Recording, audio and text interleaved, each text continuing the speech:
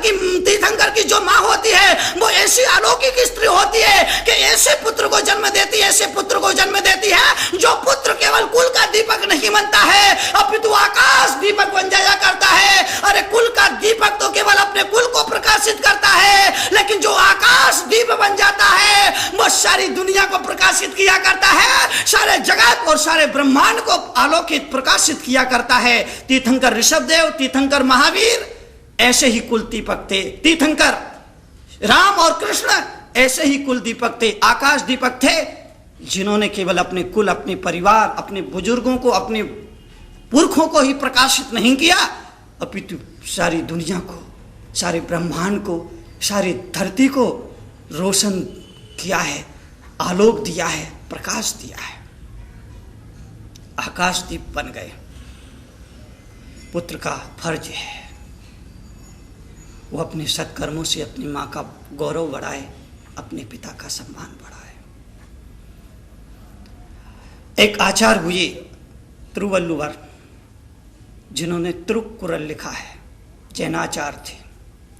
उन्होंने बहुत ही सुंदर एक वक्तव्य दिया है, जीवन के लिए सूत्र लिखे हैं। एक एक सूत्र अमृत है, एक एक सूत्र महावाक्य है, एक एक सूत्र में महागीता है, उनके एक एक सूत्र में समयसार है, उनके एक एक सूत्र में पुराण है, आगम है, ग्रंथ है, निचोड़ है, जीवन के लिए सार है। उन्होंने एक बहुत सुंदर वक्तव्य दिया है कि माता पिता का फर्ज है वो अपने बेटे को इतना योग्य बना दे कि उसका बेटा विद्वानों की सभा में अग्रिम पंक्ति में बैठने का अधिकार प्राप्त करे।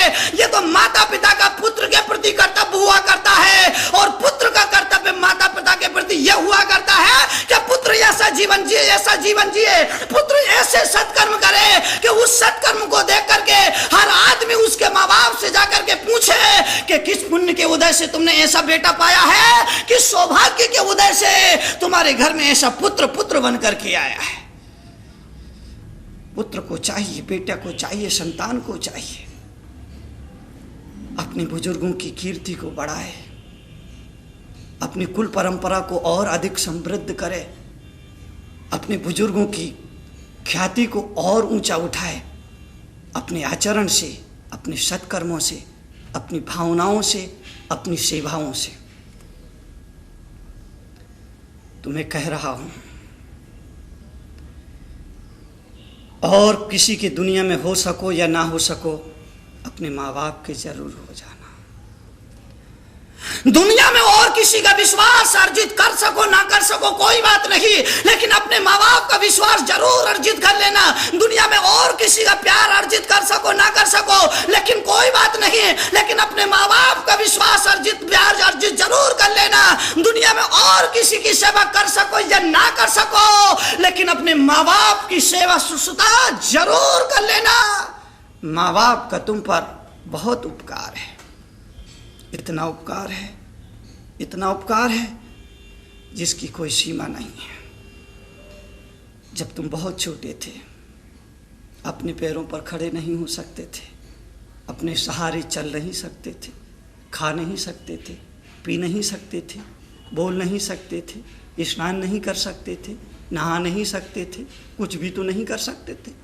तब तुम्हारी माँ का दायित्व था कि वो तुम्हें चलना सिखाए, तुम्हें बोलना सिखाए, तुम्हारा साथ दें, तुम्हारा साथ निभाए, और वो दायित्व उन्होंने निभाया।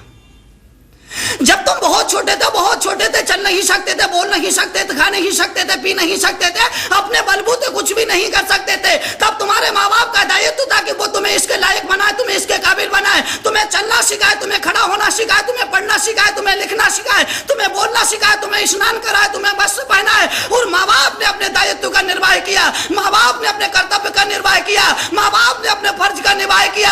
अब जबकि तुम्हारे माँ बाप बुढ़ापे की मार से जर्जर हो गए, अपने सहारे चल नहीं सकते, अपने बलबूते नहा नहीं सकते, अपने बलबूते किसी मंदिर में जाकर के दर्शन और वंदना नहीं कर सकते, तीर्थ यात्रा नहीं कर सकते, असमर्थ है, कमजोर है, तब पुत्र होने के नाते तुम्हारा क्या कर्तव्य है? मैं तुमसे पूछता हूं, तुमसे ही पूछ रहा हूं, तुम्हारे पड़ोसी से नहीं पूछ रहा हूं।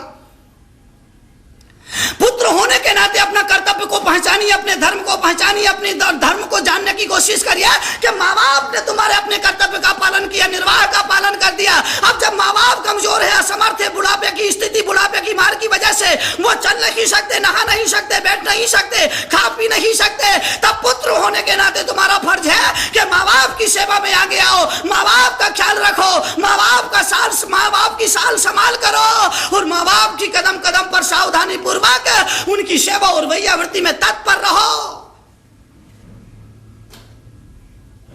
अगर तुमने अपने बुजुर्ग, असमर्थ, बीमार, रोगी माँ बाप को स्वयं अपने हाथों से स्नान करा दिया तो समझ लेना कि आपने श्री जी का मस्तकाभिषेक कर लिया है, श्री जी के मस्तकाभिषेक का पुण्य का अर्जन कर लिया है। दुनिया में ब्रह्मा, विष्णु, महेश के ऋण से उऋण हुआ जा सकता है, लेकिन माँ बाप के ऋण से उऋण नहीं हुआ जा सकता है। जिसने तुम्हें देह दी है, अगर इस देह की चमड़ी की जूती बना करके भी उनके पैरों में पहना दो, तब भी माँ बाप के ऋण से मुक्त नहीं हुआ जा सकता है। मातृदेवो भवः पितृदेवो भवः।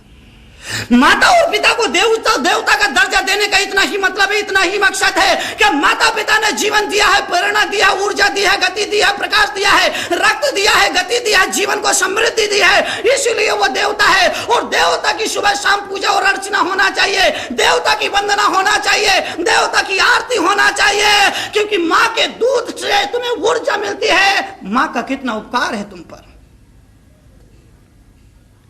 जो व्यक्ति अपने माँ बाप के ऋण से आंख मूंद लेता है वो आदमी नपुंसक है, वो आदमी बुजदिल है, वो आदमी कृतज्ञ नहीं है।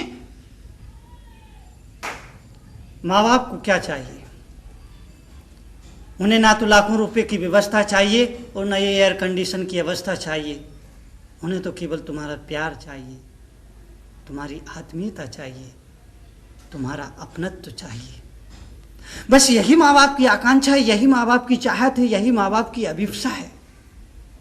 माँ बाप चाहते हैं कि उसका बेटा हमेशा खुश रहे, प्रसन्नचित रहे। माँ बाप का हृदय बहुत विशाल हुआ करता है, बहुत बड़ा हुआ करता है, बहुत उदात्त हुआ करता है। उस हृदय